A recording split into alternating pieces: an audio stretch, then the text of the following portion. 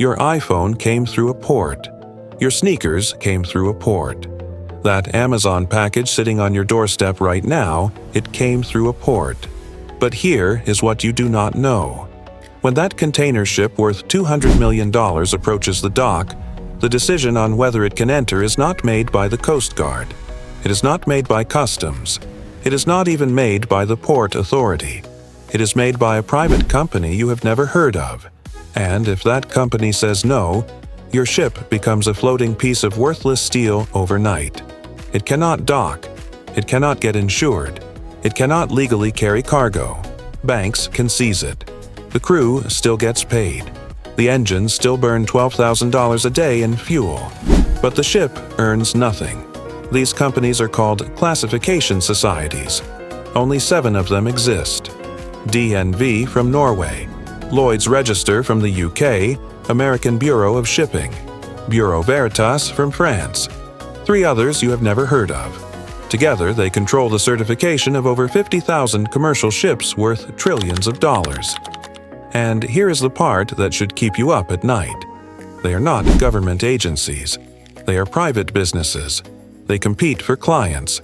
And the ship owner, the guy who needs the certificate, is the one paying for the inspection. So why does 90% of global trade depend on companies where the regulator is paid by the people being regulated? Because without them, the entire system collapses in 72 hours.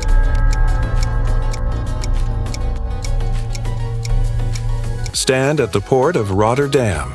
40,000 container movements per day. Steel boxes stacked 7 high. Cranes taller than apartment buildings moving 65 tons at a time. Ships longer than the Eiffel Tower is tall. Every single one of those ships had to show one piece of paper before docking. A class certificate.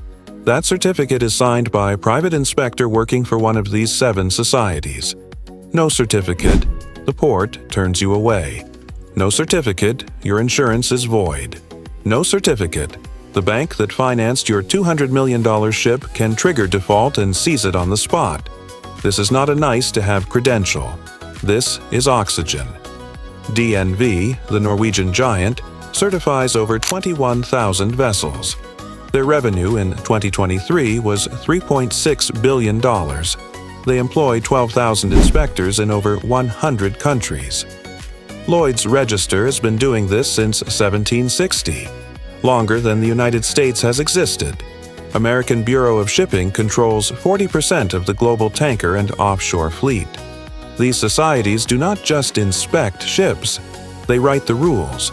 They publish the standards for how thick the steel must be, how strong the welds, how watertight the doors. Shipyards in China, South Korea, and Japan build ships according to these rules. If DNV decides tomorrow that bulk carriers need frames 3 millimeters thicker, shipyards will redesign $10 billion worth of ships under construction.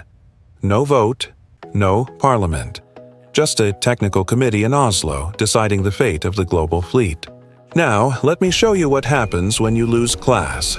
November 2017. The oil tanker Zanchi, flagged in Panama, certified by a recognized classification society, carrying 136,000 tons of ultralight crude condensate.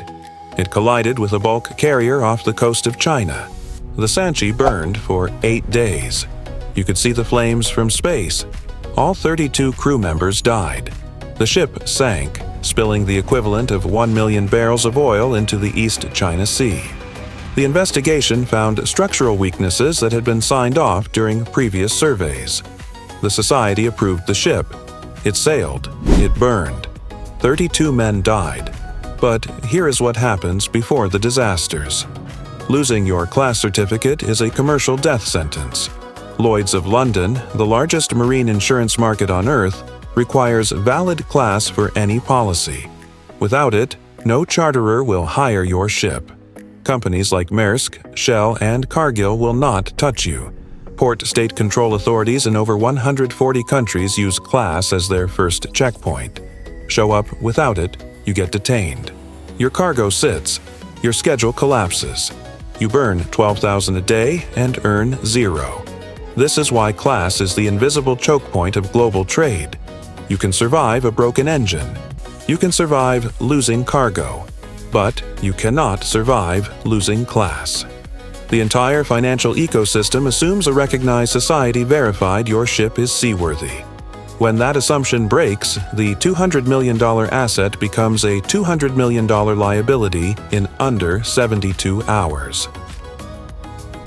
So, what do these societies actually do? A cargo ship is a moving steel factory. It flexes in waves. It vibrates non-stop for weeks. Salt water attacks every weld. Ballast tanks rust from the inside where no one can see. If one frame cracks, the hull can split like a tin can. Between 2013 and 2022, 46 ships sank every year on average. Many involved structural failures that inspections were supposed to catch. These societies write technical standards. Then they inspect the ship during construction, at delivery, and every 5 years in dry dock for what is called a special survey. Inspectors use ultrasound to measure steel thickness. They crack open ballast tanks. They check welds on the keel, the propeller shaft, the rudder. If it passes, the ship stays in class. If not, they issue conditions of class, repair orders. If the owner does not comply, the certificate is suspended. But here is the billion-dollar conflict. The ship owner is paying for the service. A special survey costs between $200,000 and $1 million. Add dry dock and repairs, $10 to $30 million total. If the inspector finds a crack and forces the ship out of service, the owner loses money immediately. A large container ship generates $50,000 per day in revenue. Every day in dry dock is $50,000 gone. So there is crushing pressure on the inspector to be flexible. Accept a temporary patch. Interpret the measurement generously. And because these societies are businesses competing with 6 others, there is pressure to keep the client happy. If you are too strict, the owner can leave. This is called class hopping. A ship fails inspection with Lloyd's Register. The owner switches to a smaller, less demanding society. 3 months later, the ship is back at sea with a fresh certificate. This is not a conspiracy theory. This is how the market works.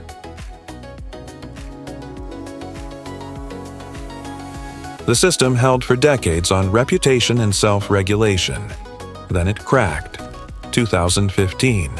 The bulk carrier Stellar Daisy, a converted oil tanker now carrying iron ore. It sank in the South Atlantic. 22 sailors died.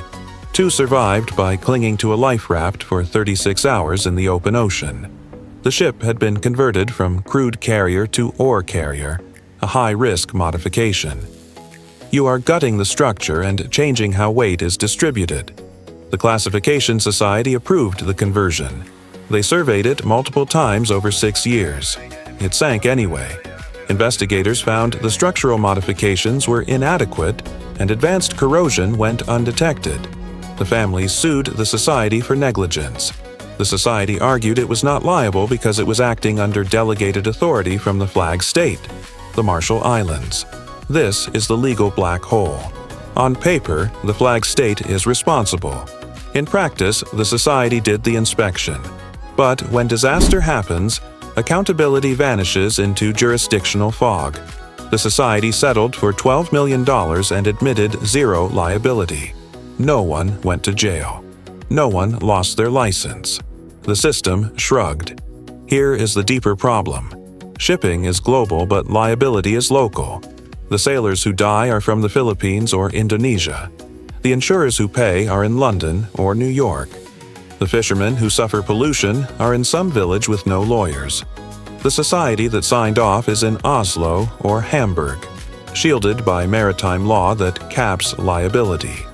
No one has enough skin in the game to force reform. So the cycle continues. Now add a new variable. We are entering an era of radical change in shipping. Methanol engines, ammonia fuel, battery hybrids, fully autonomous ships with no crew. Every technology introduces risks no existing rulebook covers. Who writes the standards for an ammonia-powered ship?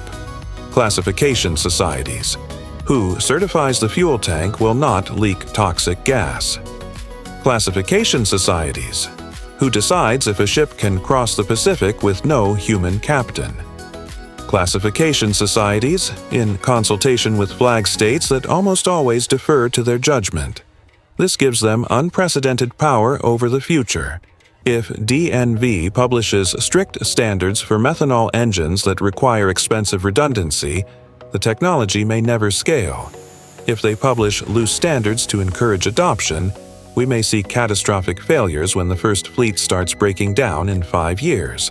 And remember, these are not regulators, they are businesses. DNV recently absorbed 2 smaller societies to consolidate market share. Lloyd's and ABS compete aggressively for offshore oil contracts. They have revenue targets, shareholders expecting returns. They are incentivized to certify new technology quickly so their clients can deploy first. Between 2020 and 2025, DNV certified 47 methanol dual-fuel engines. The technology is being deployed at scale right now, but the comprehensive safety standard for ammonia, a fuel that can kill in minutes if it leaks, will not be finalized until 2027. The hardware is already at sea. The rules are still being written. So here's where we are. The technical safety of the global merchant fleet, the ships carrying 90% of everything you own, is certified by 7 private companies paid by the ship owners they regulate. Governments outsourced this a century ago because it was practical. Building a global inspection system for 50,000 ships was too expensive and too slow. The societies had expertise, global reach, institutional memory. It worked well enough for long enough that no one questioned it. But now we live in a different world. A handful of technical committees in Oslo, London, and Houston will decide whether the next generation of zero-carbon ships is safe or whether we see a wave of disasters as experimental fuel systems rush into service before the engineering is mature. If you are a ship owner, you do not fear storms.